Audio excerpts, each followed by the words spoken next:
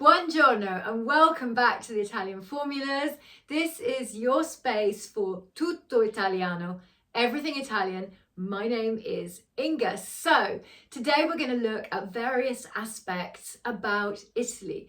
And the first thing we're going to ask and look at is a question that comes up for me all the time with my clients, with my students.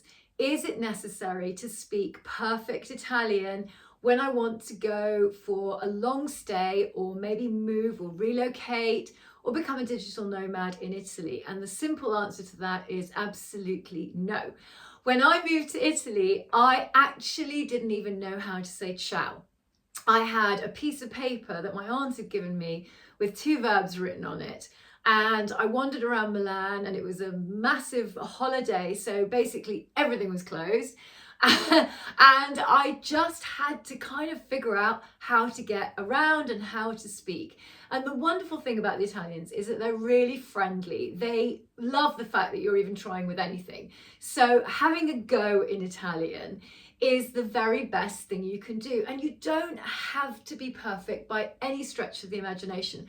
One of the reasons that the Italians are not snobby about their language is because Italy has really only just been reunited for a very short period of time. It wasn't that long ago that all parts of Italy were separate and the north and the south were like completely different countries until Garibaldi united Italy. But as a result, Italy has lots and lots of different dialects, lots and lots of different ways of speaking, of doing things. Every region has their own food, their own culture, their own wine.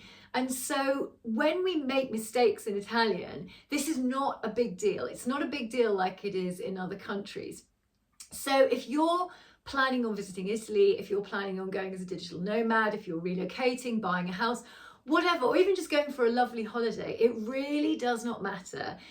What you want to be able to do is you want to be able to have a go. And as long as you've got some grasp of what the verbs are, in other words, to go, to see, to buy, to have, you can use them in their infinitives initially, and you can just do this for the past.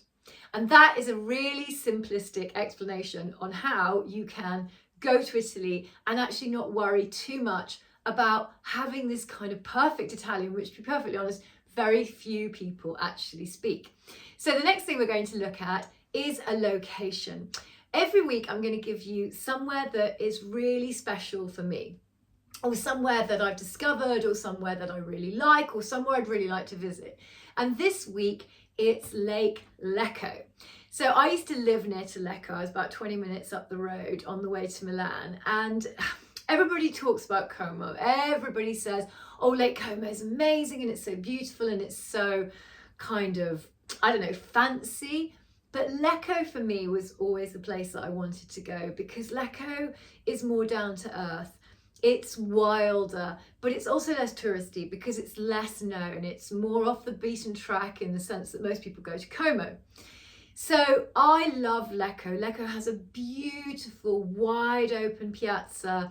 There are gorgeous restaurants where you can go and eat, and even we were there last April and just able to sit out and have a glass of wine with the pasta and the fish at lunchtime with a very handsome waiter that served my food and a dicky bow.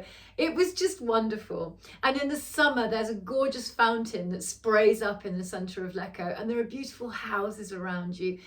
And it's lovely for shopping.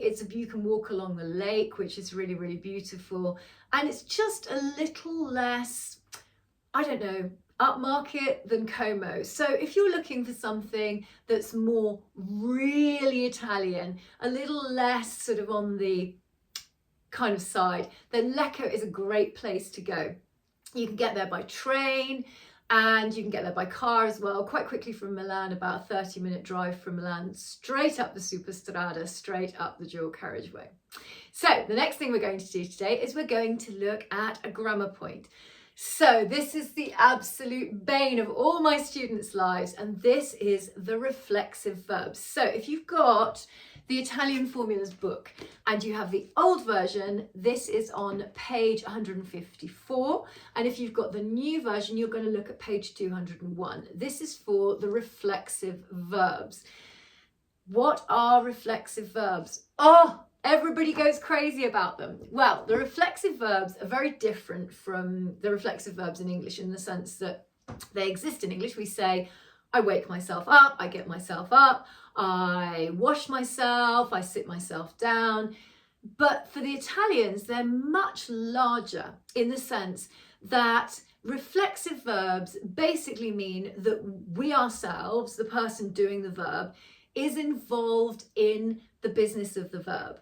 Now, if you've met Italians, if you've been to Italy, you know that Italians get involved in things. They're very involved in life, and their language is exactly the same.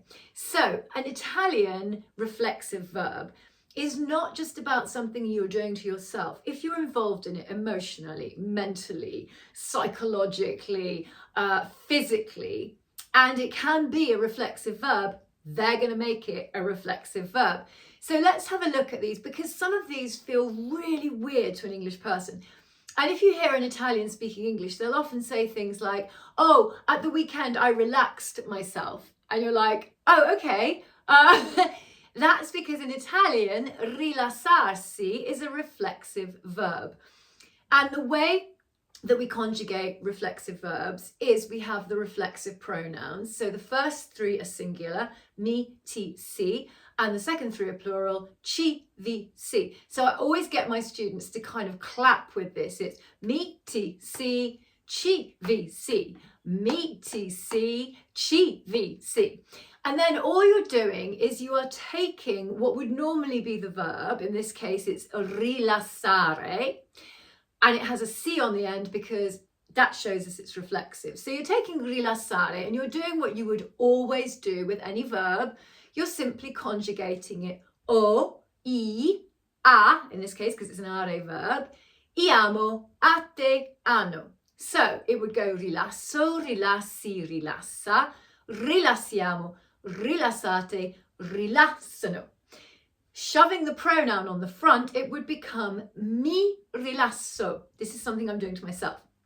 Ti rilassi, si rilassa, ci rilassiamo, vi rilassate, si rilassano. And that's it. You've done your reflexive verb in the present. Now, all reflexive verbs are essere verbs, the verb to be, sono, sei, siamo, siete, sono, in the past. They are never avere verbs. They are never o, I, are, abbiamo, avete, hanno. So a reflexive verb in the past will be mi sono, ti sei, si è, ci siamo, vi siete, si sono. And then you're going to shove your verb with atto because it's a past are verb on the end. So it will become mi sono rilassato if you're a man. It changes because it's an essere verb if you are a woman. I'm a woman, so I'm going to say mi sono rilassata. Ti sei rilassato if you're a man. If you're a woman, mi sono, sorry, start that again. Ti sei rilassato. Same thing for he or she or it or you sir, you madam, because of course this is the formal. Si è rilassato, si è rilassata. Plurals. Ci siamo rilassati, group of men or mixed company. Ci siamo rilassate, group of women.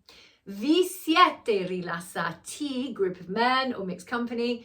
Vi siete rilassate, group of ladies. And last but not least, I'm not doing very well today. Si sono rilassati, group of men or mixed company. Si sono rilassate, group of ladies. So reflexive verbs. Why is rilassarsi a reflexive verb? Because the physical body is involved in the business of being relaxed.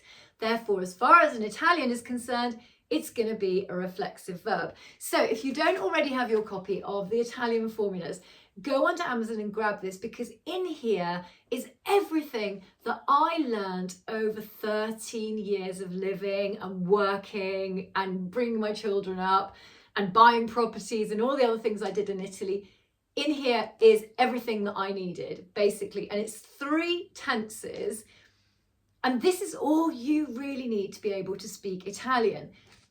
And as we said right at the beginning, you do not need to speak Italian perfectly. So that was this week's lesson. I hope you've enjoyed it. Do subscribe, do like, and do share this with anyone who you know who is learning Italian, moving to Italy, or just loves everything Italian. Buona giornata, arrivederci e buona settimana.